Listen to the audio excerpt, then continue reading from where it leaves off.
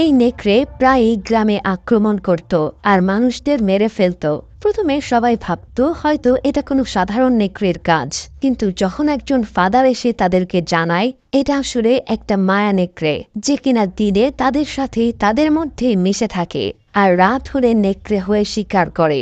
এই কথা শোনার পর সবার মধ্যে একটা চাপা উত্তেজনা কাজ করছে। এখন কি করবে তারা? অন্যদিকে এই মায়া নেকড়ে আবার একটা মেয়ের সাথে কথা বলে। সে ছাড়া আর কেউ নেকড়ের কথা শুনতে পায় না। কিন্তু কে এই মায়া নেকড়ে, আর সে কি চায়? গল্পের শুরু হয় 1800 শতাব্দীতে। তখন চারিদিকে জঙ্গল পুরো বরফে ঢাকা ছিল, কারণ এটা ছিল শীতকাল। আর এই যে ছোট মেয়েটা, তার নাম হচ্ছে ভ্যালেরি। এই মেয়েটা জঙ্গলের পাশে একটা গ্রামে তার মা বাবা আর বড় বোনের সাথে থাকত। কিন্তু এই গ্রামের মানুষেরা সবসময় ভয়ে থাকত, কারণ এখানে প্রায় একটা নেকড়ে তাদের উপর আক্রমণ করত। এটা কোনো সাধারণ নেকড়ে ছিল না। দিনের বেলা সে মানুষের রূপেই সবার মধ্যে ঘুরে বেড়াতো, কিন্তু চাঁদের একটা বিশেষ সময়ে সে নেকড়ে হয়ে মানুষদেরকে শিকার করে মেরে ফেলত। গ্রামের সবাই মনে করত এটা হয়তো 8-10টা সাধারণ নেকড়ের মতোই। তা জানত না যে আসলে এটা একটা মায়া নেকড়ে। নেকড়ের ভয়ে ভ্যালেরি বাড়ি থেকে বেশি একটা বেরোতে পারত না, কিন্তু তার একটা বন্ধু ছিল যার নাম পিটার। আর পিটারের সাথে দেখা করতেই ভ্যালেরি বাইরে আসত। পিটার তাকে খরগোশ শিকার করা শেখাতো, আর আস্তে আস্তে তাদের দুজনের মধ্যে ভালো একটা সম্পর্ক গড়ে ওঠে। প্রায় 10 বছর পর ভ্যালেরি আর পিটার দুজনেই বড় হয়ে গেছে। পিটার এখন গ্রামের বাকি সবার সাথে জঙ্গলে গিয়ে কাঠ কাটত, আর তারা দুজন বড় হওয়ার পর একে অপরকে ভালোবেসে ফেলে। আর তারা খুব তাড়াতাড়ি বিয়ে করতে চাচ্ছিল, কিন্তু ভ্যালেরির বাবা মা হেনরি নামের একটা ছেলের সাথে তার বিয়ে ঠিক করে। হেনরি গ্রামের কামারের ছেলে ছিল। গ্রামের মধ্যে এই কামারদের অবস্থা সবার তুলনায় ভালো ছিল। ভ্যালেরির মা জানত যে তার মেয়ে পিটারকে পছন্দ করে, কিন্তু পিটার সামান্য একজন কাঠুরে হওয়ায় সে খুব বেশি টাকা উপার্জন করত না। কিন্তু ভ্যালেরির মা চাইতো তার মেয়েকে ধনী ঘরে বিয়ে দিতে, যাতে তার কখনো কোনো কিছুর অভাব না হয়। কিন্তু ভ্যালেরি তো মন থেকে পিটারকেই ভালোবাসে। তাই তারা দুজন ঠিক করে যে এখান থেকে পালিয়ে অনেক দূরে চলে যাবে আর নিজেদের মতো করে সংসার গড়ে নেবে। কিন্তু ঠিক তখনই গ্রামের সাইরেন বেজে ওঠে। এই সাইরেনটা শুধুমাত্র তখনই বাজানো হতো যখন গ্রামে কোনো বড় বিপদ হতো। তাই সাইরেন শুনে সবাই যখন এক জায়গায় জড়ো হয়, তখন দেখা যায় যে আসলে সেই মায়া নেকড়েটা আবারও আক্রমণ করে একজনকে মেরে ফেলেছে। আর এবার সেই মৃত ব্যক্তিটা ছিল ভ্যালেরির বড় বোন। আসলে সে হেনরিকে পছন্দ করত। তাই যখন হেনরির বিয়ে তার ছোট বোনের সাথে ঠিক হয়, এটা শুনে সে হেনরিকে তার মনের কথা বলতে যায়। কিন্তু হেনরি তাকে জানিয়ে দেয় যে সে তাকে পছন্দ করে না। আর এটা শুনে মন খারাপ করে যখন সে কিছুক্ষণ একা থাকার জন্য জঙ্গলের পাশে এসে বসে, তখনই নেকড়েটা তাকে আক্রমণ করে। ভ্যালেরি তার বোনের লাশ দেখে প্রচুর কান্নাকাটি করতে শুরু করে। এরপর তার বোনকে শেষবার দেখার জন্য কিছু লোক তাদের বাড়িতে আসে, আর সেখানে হেনরি আর তার বাবাও এসেছিল।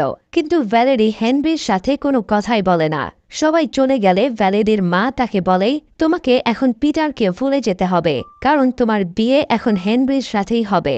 সে আরো বলে, বিয়ের আগে আমি আরেকজনকে পছন্দ করতাম, কিন্তু তার সাথে আমার বিয়ে হয়নি। অথচ দেখো, তোমার বাবার সাথে বিয়ে হওয়ার পর আমি তাকে ভালোবেসে ফেলেছি। তাই এটা তোমার জীবনেও সম্ভব। কিন্তু ভ্যালেরি তার মায়ের কথাগুলো শুনছিল না। তার মাথার মধ্যে শুধু ঘুরছিল যে তার বোন হেনরিকে পছন্দ করত, আর এইটা সে জানতেও পারল না।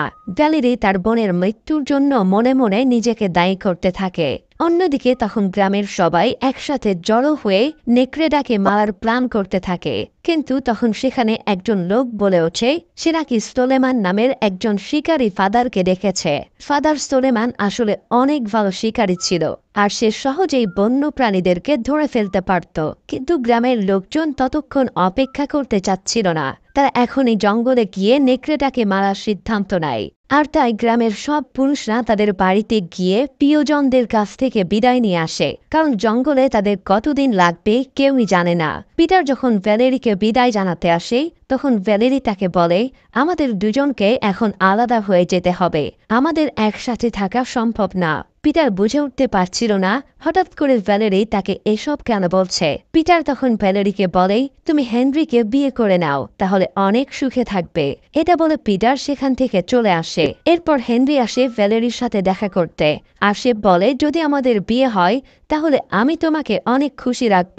আর তারপর হেনরিও গ্রামবাসীদের সঙ্গে জঙ্গলে যায় নেকড়ে শিকার করতে। জঙ্গল পার হয়ে একটা সময় তারা একটা গুহার মধ্যে চলে আসে। গুহার ভিতরে ঢুকে কিছু দূর আসার পর দুই দিকে দুটো রাস্তা চলে যায়, আর এখানে গ্রামবাসীরা দুই ভাগে ভাগ হয়ে যায়। এরপর আবারও কিছু দূর সামনে আসার পর দুটো রাস্তা দেখা যায়। তখন পিটার আর একটা ছেলেকে নিয়ে একটা রাস্তা দিয়ে যায়। হেনরি তাকে এমনটা করতে নিষেধ করে, কারণ তারা সংখ্যায় যত কমবে তত তারা নেকড়ের জন্য তারা সহজ শিকার হয়ে যাবে। কিন্তু পিটার তার কোনো কথা না শুনেই গুহায় নিজের মতো চলে যায়। তাই বাধ্য হয়ে হেনরি আর তার বাবা অন্য রাস্তা দিয়ে যেতে লাগে। কিন্তু কিছুদূর আসার পরেই তাদের সামনে নেকড়ে চলে আসে আর তাদের উপরে আক্রমণ করে। হেনরি এত কাছ থেকে নেকড়ে দেখার পর সে ভয়ে কিছুই করতে পারে না, আর তার চোখের সামনেই নেকড়ে তার বাবাকে মেরে ফেলে। কিন্তু অবশেষে কয়েকজন গ্রামবাসী মিলে একটাকে মেরে ফেলতে সক্ষম হয়, আর তারা নেকড়েটার মাথা কেটে নিয়ে উল্লাস করতে করতে গ্রামে ঢোকে, কারণ তারা সবাই ভেবেছিল এটা সেই নেকড়ে যে গ্রামের মানুষদের আক্রমণ করে মেরে ফেলছিল। এদিকে ভ্যালেরি তখন তার দাদির বাড়িতে আসে। তার দাদি গ্রামের একটা অংশে একাই থাকে, আর সে ভ্যালেরিকে অনেক ভালোবাসে।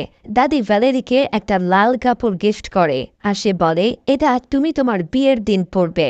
ভ্যালেরি তার দাদির বাসা থেকে যখন নিজের বাড়ির দিকে ফিরছিল তখন সে জানতে পারে যে হেনরির বাবা মারা গেছে। তাই সে হেনরির সাথে দেখা করতে আসে আর তাকে মন খারাপ করতে নিষেধ করে। কিন্তু ভ্যালেরি যখন হেনরির বাবার লাশ দেখতে আসে সেখানে এসে সে দেখতে পায় তার মা হেনরির বাবার লাশ ধরে জোরে জোরে চিৎকার করে কাঁদছে। আর এটা দেখে ভ্যালেরির সন্দেহ হয়, তাই সে তার মাকে জিজ্ঞেস করে হেনরির বাবা আসলে কে। তখন তার মা জানায় যে আসলে সে বিয়ের আগে হেনরির বাবাকেই পছন্দ করত, কিন্তু বিয়ের পরে সে জানতে পারে ভ্যালেরি আসলে হেনরির বাবারই মেয়ে। তার মানে হেনরি আর ভ্যালেরির বড় বোন একই মায়ের সন্তান ছিল, আর এজন্যই ভ্যালেরির মা তাদেরকে বিয়ে দিতে একদমই রাজি ছিল না। কিন্তু এই কথাগুলো ভ্যালেরির বাবা জানে না, তাই তার মা অনুরোধ করে ভ্যালেরি যেন তার বাবাকে এগুলো কিছু না বলে। আর ঠিক তখন এই গ্রামে ফাদার সুলেমান আসে। সে এখানে এসেছিল মায়া নেকড়েকে মারার জন্য। সে তার সৈন্যবাহিনীর সাথে পুরো প্রস্তুতি নিয়ে এসেছিল, আর গ্রামবাসীদের কাছে থাকা নেকড়ের মাথাটা দেখে সে বলে এটা একটা সাধারণ নেকড়ের মাথা, কারণ এটা যদি মায়া নেকড়ে হতো তাহলে মারা যাওয়ার পর তার শরীর আবারও মানুষের মতো হয়ে যেত। এরপর ফাদার তার নিজের কথা বলতে থাকে, একসময় আমিও একটা ছোট গ্রামে থাকতাম, কিন্তু একদিন একটা মায়া নেকড়ে আমার স্ত্রীকে মেরে ফেলে। তারপর আমি কয়েকজনকে সাথে নিয়ে জঙ্গলে যাই আর মায়াবী নেকড়েটাকে মেরে ফেলি। আমি এই নেকড়েটার একটা হাত কেটে ফেলেছিলাম, আর তারপর সেটা মাটিতে পড়ে সাথে সাথেই মানুষের হাত হয়ে যায়। এটা বলে সে বক্সে একটা মানুষের কাটা হাত দেখায়। সে আরো বলে এই মায়াবী নেকড়েটা তোমাদের ভেতরেই আছে, হয়তো সে কারো ভাই, বাবা অথবা স্বামী অথবা মেয়েদের মধ্যেও কেউ হতে পারে। কিন্তু যখন আকাশের চাঁদ লাল হয়ে যায় কেবলমাত্র তখনই তাদের রূপ পাল্টে যায়। আর এই রেড মুন চলাকালীন সময়ে নেকড়েটা যাকে যাকে কামড়াবে যদি সে মারা না যায় তাহলে সেও মায়াবী নেকড়েতে পরিণত হবে। কিন্তু যদি এই মায়া নেকড়ে মানুষের রূপেও চার্চের মধ্যে ঢোকার চেষ্টা করে তাহলে তার শরীরে আগুন ধরে যাবে।